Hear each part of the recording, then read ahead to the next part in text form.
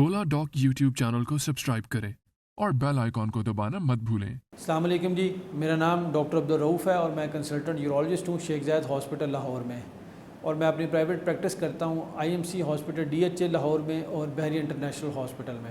आज हम जिस टॉपिक पे बात करेंगे ये है नॉकटर्नल पेनाइल एमिशन। इसको वेट ड्रीम या नाइट फॉल भी कहा जाता है और उर्दू में हम इसको एहतलाम कहते हैं। देखिए, इसमें रात को सोते हुए बच्चों को स्पॉन्टेनियस डिस्चार्ज हो जाता है और जो मनी है वो खारिज हो जाती है और बच्चे के अंडर पैंट्स या ट्राउज़र जो भी उसने पहना हुआ है वो गीला हो जाता है। और बाज़ दफ़ा जो बच्चे हैं वो शदीद कोफ्त का शिकार होकर नींद से बेदार हो जाते हैं। अच्छा, ये विद ड्रीम्स भी होता है और विदाउट ड्रीम्स भी हो सकता है। मोस्टली टीन एज यानी कि 13 से 20 साल के बच्चों को ये ज़्यादा होता है। जो मेल हैं इनको जैसे ही ये प्यूबर्टी अचीव करते हैं तो इनको इख्तिलाम होना स्टार्ट हो जाता है। पाकिस्तान के टॉप डॉक्टर्स के साथ अपॉइंटमेंट बुक करें, वो भी पेशेंट फीडबैक देखते हुए। लाखों लोगों की तरह पाकिस्तान के सबसे बड़े डॉक्टर नेटवर्क का फायदा उठाएं और आज ही ओला डॉक ऐप डाउनलोड करें। ओला डॉक, डॉक्टर का अपॉइंटमेंट आसानी से।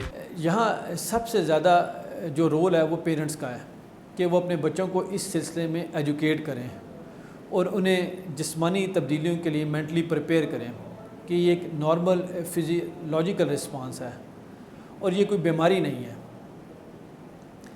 देखें, अगर हफ्ते में या 10 एक दिन के बाद एहतलाम हो रहा है या हफ्ते में 3-4 दफ़ा एहतलाम हो रहा है तो ये जिस्म का एक नॉर्मल रिस्पांस है।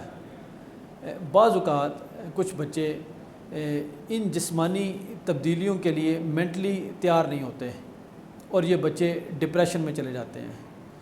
तो ऐसे बच्चों से अगर 1 या 2 दफ़ा काउंसलिंग सेशंस किए जाएं और इन बच्चों को एजुकेट किया जाए तो ये जो प्रॉब्लम है ये हल हो सकता है। एक स्टडी के मुताबिक 97% से ज़्यादा जो मेल हजरात हैं उनको एहतलाम ज़रूर होता है।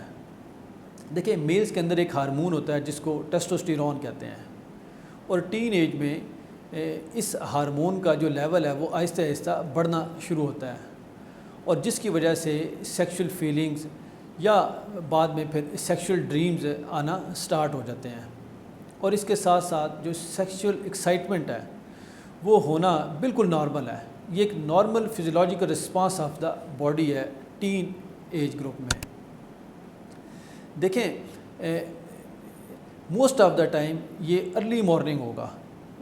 नींद का वो हिस्सा जिसे रैपिड आई मूवमेंट कहा जाता है उसके अंदर ये एहतलाम ज़्यादा होता है।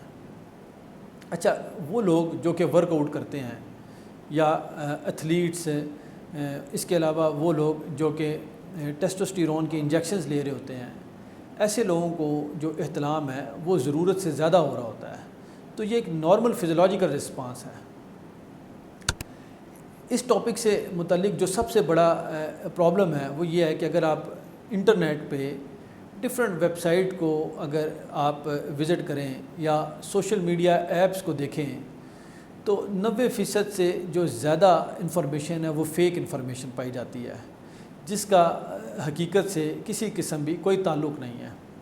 मिसाल के तौर पे कुछ लोगों का ये ख्याल है कि ये पोर्नोग्राफ़ी की वजह से होता है और ये इंतहाई मुज़र सेहत है और इसकी वजह से शदीद जिस्मानी या जिनसी कमज़ोरी वाक़या हो जाती है और बाद में जो अज़दवाजी ज़िंदगी है इसमें शदीद मसाइल का सामना करना पड़ सकता है। इट्स एब्सोल्युटली रॉन्ग, ये बिल्कुल गलत है। इसमें किसी किस्म की कोई सदाकत नहीं है।